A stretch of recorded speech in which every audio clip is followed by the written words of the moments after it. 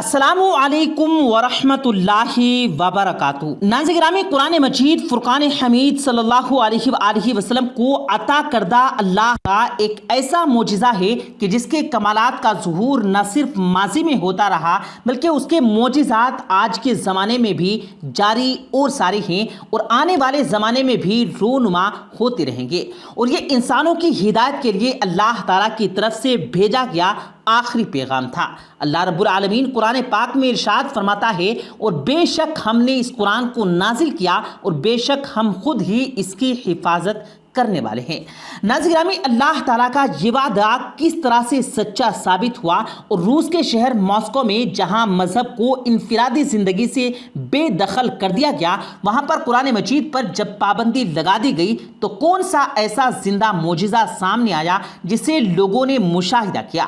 خواتین و حضرات، یہ واقعہ 1973 کا ہے، جب روس میں کمیونزم کا ٹوٹا بولتا تھا، اور کمیونزم کا مطلب یہ ہے کہ ریاست باقاعدہ طور پر الہاد کی قائل ہوتی ہے، یعنی اس کائنات کا کوئی خدا نہیں، کوئی طلبگار نہیں، اور اس وقت پوری دنیا کو یہ ماننا تھا کہ اب پورا ایشیا اب سرخ ہو جائے گا۔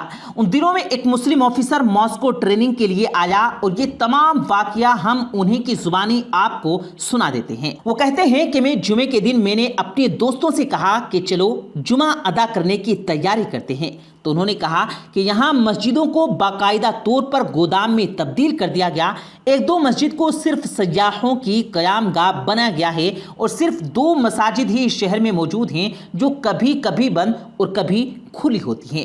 اس آفیسر کا کہنا ہے کہ میں نے اپنے دوستوں سے کہا کہ آپ مجھے اس مسجد کا پتہ بتا دیں، میں خود وہاں جمعے کی نماز ادا کرنے چلا جاؤں گا۔ میں نے اپنے ان دوستوں سے ایڈریس معلوم کرنے کے بعد مسجد کو ڈھونڈنا شروع کر دیا، اور بڑی مشکل سے جب اس مسجد تک پہنچ پایا تو دیکھا کہ وہ مسجد بند ہے اور اس میں تالا لگا ہوا تھا۔ وہاں موجود لوگوں سے پوچھنے پر مجھے معلوم ہوا کہ مسجد کے برابر میں ہی ایک شخص کے پاس مسجد کی چابیاں ہوتی ہیں۔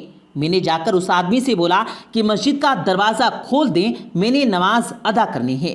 اس نے کہا کہ دروازہ تو کھول دوں گا، لیکن اگر آپ کو کوئی نقصان پہنچا تو ذمہ دار میں نہیں ہوں گا۔ میں نے جواب ان سے کہا کہ دیکھیں جناب، میں اپنے ملک میں بھی نماز پڑھتا آیا ہوں، اور میں مسلمان ہوں، اور روس کے شہر ماسکو میں بھی مسلمان ہی ہوں۔ میں اپنے شہر میں بھی نماز ادا کرتا تھا، اور روس کے شہر ماسکو میں بھی نماز ادا کروں گا، چاہے کچھ بھی ہو جائے۔ اس نے میری اس بات پر مسجد کا دروازہ کھول دیا، اور میں اندر گیا تو مسجد کا ماحول بہت زیادہ خراب تھا۔ میں نے جلدی صفائی کی اور مسجد کی حالت اچھی کرنے کی کوشش کرنے لگا۔ ان تمام کام سے فارغ ہو کر میں نے پوری بلند آواز سے اذان دی۔ میری اذان کی آواز سننا تھا کہ بوڑھے، مرد، بچے، جوان سب مسجد کے دروازے پر جمع ہو گئے کہ یہ کون ہے جس نے موت کو آواز دی ہے، لیکن ڈر کے مارے مسجد کے اندر کوئی داخل نہ ہو سکا۔ میں چونکہ اکیلا ہی تھا تو چنانچہ نماز جمعہ کی بجائے بس ظہر کی نماز ادا کی اور مسجد سے باہر آ گیا۔ جب میں وہاں سے رخصت ہو رہا تھا تو لوگ مجھے ایسے دیکھ رہے تھے جیسے میں نماز ادا کر کے نہیں بلکہ دنیا کا کوئی انوکھا ترین کام کر کے باہر نکلا ہوں۔ میں نے چابیاں اس مسجد کے متولی کے حوالے کی اور واپسی کی راہ اپنا لی۔ میں جب وہاں سے گزر رہا تھا تو خاموشی سے ایک بچہ میرے پاس آیا اور کہا کہ ہماری خواہش ہے کہ آپ ہمارے گھر چائے پینے کے لیے آئیں۔ میں نے پہلے تو انکار کیا، لیکن پھر اس بچے کے لہجے میں خلوص ایسا تھا کہ میں انکار نہ کر سکا۔ میں وہاں پہنچا تو گھر میں طرح طرح کے پکوان بن چکے تھے، اور میرے آنے پر سب بہت خوش نظر آ رہے تھے۔ اس بچے کے والدین نے میرا پرزور استقبال کیا اور مجھے کھانا کھلایا اور چائے پلائی۔ چائے پی رہا تھا کہ ایک بچہ جو میرے ساتھ بیٹھا تھا، میں نے اس سے پوچھا کیا آپ کو قرآن مجید پڑھنا آتا ہے؟ اس بچے نے کہا جی ہاں بالکل، قرآن پاک تو ہم سب کو پڑھنا آتا ہے۔ میں نے اپنے پاس سے قرآن مجید کا ایک چھوٹا سا نسخہ نکالا اور کہا کہ پڑھ کر سناؤ۔ بچے نے قرآن کو دیکھا، پھر مجھے دیکھا، پھر اس کے بعد دوبارہ قرآن کو دیکھنا شروع کر دیا، پھر اپنے والدین کی طرف نگاہ دوڑا دی تو میں نے سوچا کہ شاید اس کو قرآن مجید پڑھنا نہیں آتا، لیکن اس نے کہا کہ اسے قرآن مجید پڑھنا آتا ہے۔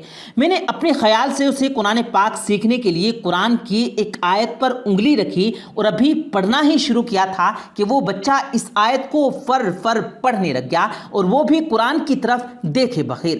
مجھے حیرت کا شدید جھٹکا لگا، یہ تو قرآن پاک کو دیکھے بغیر ہی پڑھنے لگا۔ میں نے فوراً اس کے والد سے پوچھا کہ حضرت یہ کیا معاملہ ہے؟ انہوں نے مسکرا کر کہا کہ دراصل ہمارے پاس قرآن پاک موجود نہیں ہے۔ کسی کے گھر اگر قرآن پاک کی ایک آیت کا نسخہ بھی مل جائے تو اس کے پورے خاندان کو سخت سزا دی جاتی ہے، اور اسی وجہ سے ہم لوگ قرآن پاک گھر پہ نہیں رکھ پاتے ہیں۔ میں نے ان سے پوچھا تو پھر اس بچے کو قرآن پاک پڑھنا کس نے سکھایا اور کیسے سکھایا، کیونکہ قرآن پاک تو کسی کے پاس ہے ہی نہیں۔ میری اس حیرت پر اس نے جواب دیا کہ ہمارے پاس قرآن پاک کے حفاظ کرام موجود ہیں، کوئی درجی ہے، کوئی دکاندار، کوئی سبزی بیچنے والا، تو کوئی کسان، ہم ان کے پاس اپنے بچوں کو بھیج دیتے ہیں، اور محنت مزدوری کے بہانے جانے والے یہ بچے وہاں سے الحمدللہ سے لے کر والناس تک زبانی کلام پاک پڑھ لیتے ہیں، اور پھر ایک وقت ایسا بھی آتا ہے کہ وہ مکمل حافظ قرآن بن جاتے ہیں۔ اب چونکہ کسی کے پاس قرآن مجید کا کوئی نسخہ تو نہیں ہوتا، اس لیے ہمارے بچے قرآن مجید دیکھ کر نہیں پڑھ سکتے۔ اس وقت ہمارے گلی محلے میں آپ کو جتنے بھی بچے دکھائی دے رہے ہیں، ان میں سے اکثریت حافظ قرآن کی ہے، اور یہی وجہ ہے کہ جب آپ نے میرے بچے کے سامنے قرآن مجید رکھا تو اس کو پڑھنا نہیں آتا تھا، لیکن جب آپ نے آیات سنائی تو وہ فر فر اس کو پڑھنے لگ گیا۔ اگر آپ اس کو نہ روکتے تو شاید یہ سارا قرآن ہی پڑھ کر آپ کو سنا دیتا۔ اس نوجوان نے بتایا کہ میں نے قرآن پاک کے ایک نہیں ہزاروں معجزے دیکھے ہیں۔ جب معاشرے پر قرآن مجید پر پابندی لگائی گئی اور قرآن کو گھر میں رکھنا جرم قرار دیا گیا، اس معاشرے کے ہر بچے، بوڑھے، مرد اور عورت کے سینوں میں قرآن محفوظ ہو چکا تھا۔ اس آفیسر کا کہنا تھا کہ جب میں اس گھر سے باہر نکلا تو میں نے وہاں کئی بچے دیکھے، تو میں نے ان سے قرآن مجید سننے کی خواہش کی تو سب نے فر فر قرآن پاک سنا دیا۔